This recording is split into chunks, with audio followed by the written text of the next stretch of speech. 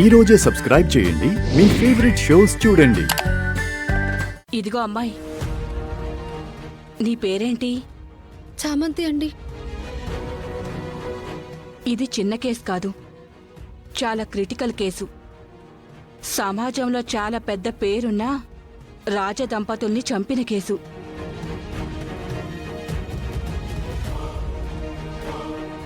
నలభై 48 గంటల్లోపు మీరు కోర్టులో పిటిషన్ వేసి బెయిల్కి అప్లై చేయలేదనుకో, మీ నాన్నకి బెయిల్ ఇచ్చేవాళ్లే ఉండరు.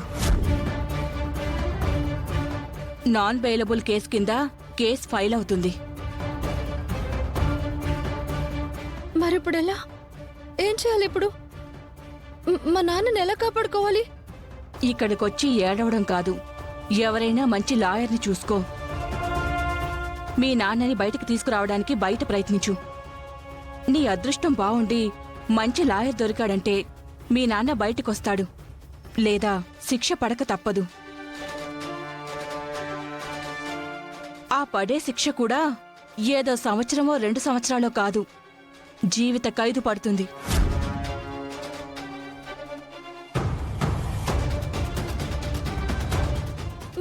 మా నాన్న ఏ తప్పు చేయలేదండి. ఆ మాట నువ్వు చెప్తే ఎవ్వరూ నమ్మరు. సాక్ష్యం కావాలి. ఆ సాక్ష్యాలు ఆధారాలు సంపాదించడానికి చాలా టైం పడుతుంది. ముందు వెళ్ళి ఒక మంచి లాయర్ని మాట్లాడుకో. మీ నాన్న బెయిల్ మీద బయటకొస్తాడు. ఆ తర్వాత ఏం చెయ్యాలో అప్పుడు ఆలోచించుకోవచ్చు. అంతేకాని ఇక్కడికొచ్చి ఏడుస్తూ కూర్చుంటే పనులవ్వవు. వెళ్ళి ఆ పని చూడు.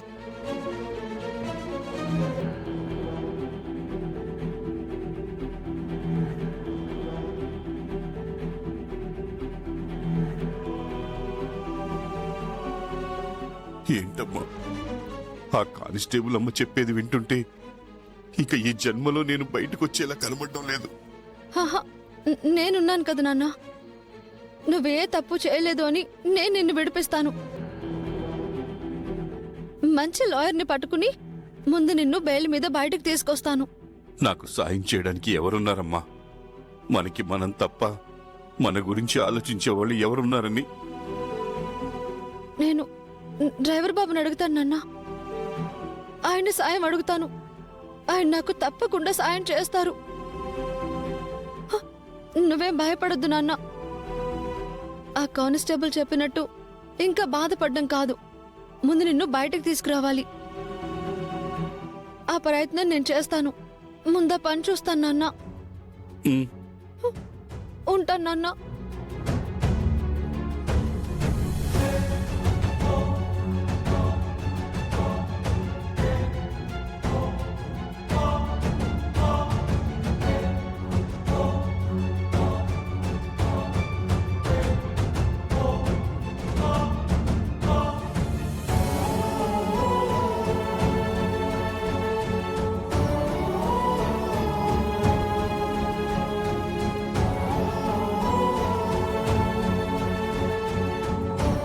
ఆ పడే శిక్ష కూడా ఏదో సంవత్సరమో 2 సంవత్సరాలో కాదు, జీవిత ఖైదు పడుతుంది. బెయిల్కి అప్లై చేయలేదనుకో, మీ నాన్నకి బెయిల్ ఇచ్చేవాళ్లే ఉండరు.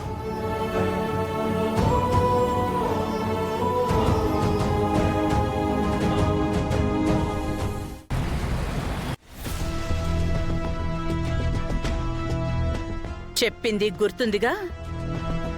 నేను చెప్పింది చెప్పినట్టుగా చెయ్యండి.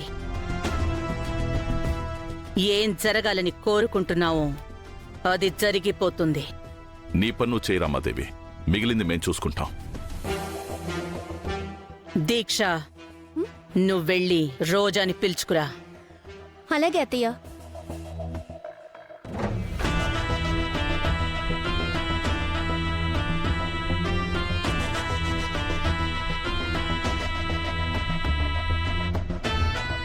రోజా, రా కూర్చో. కూర్చోడానికి రాలేదు, నిన్ను తీసుకెళ్ళడానికి వచ్చాను. నన్నా? ఎక్కడికి? అత్తయ్య తీసుకురమ్మన్నారు. అత్తయ్య నన్ను తీసుకురమ్మన్నారా? అవును. ఎందుకు? ఏమో, నాకేం తెలుసు. రా చెప్తారు.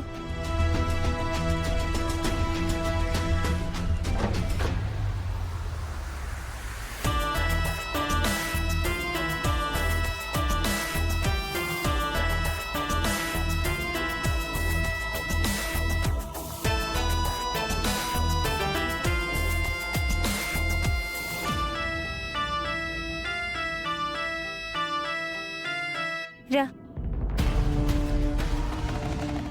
రామ్మ రోజా. ఏంటత్తయ్య రమ్మన్నారంట? అవునమ్మా,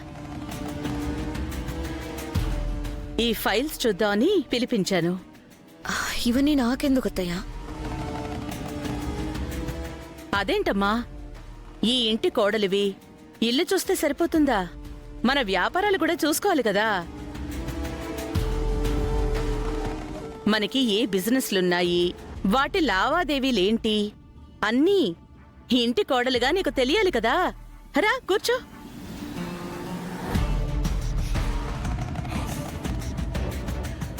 కూర్చోమ్మా రోజా. ఆ, కూర్చో రోజా.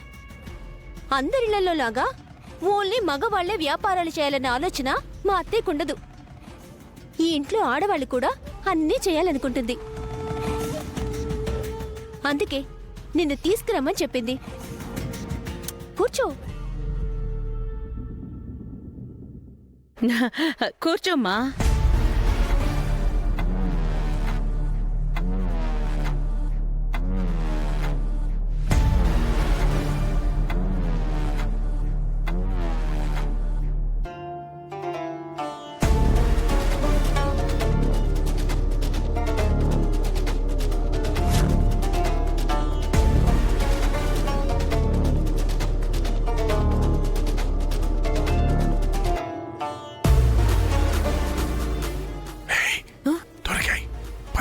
రండి రండి.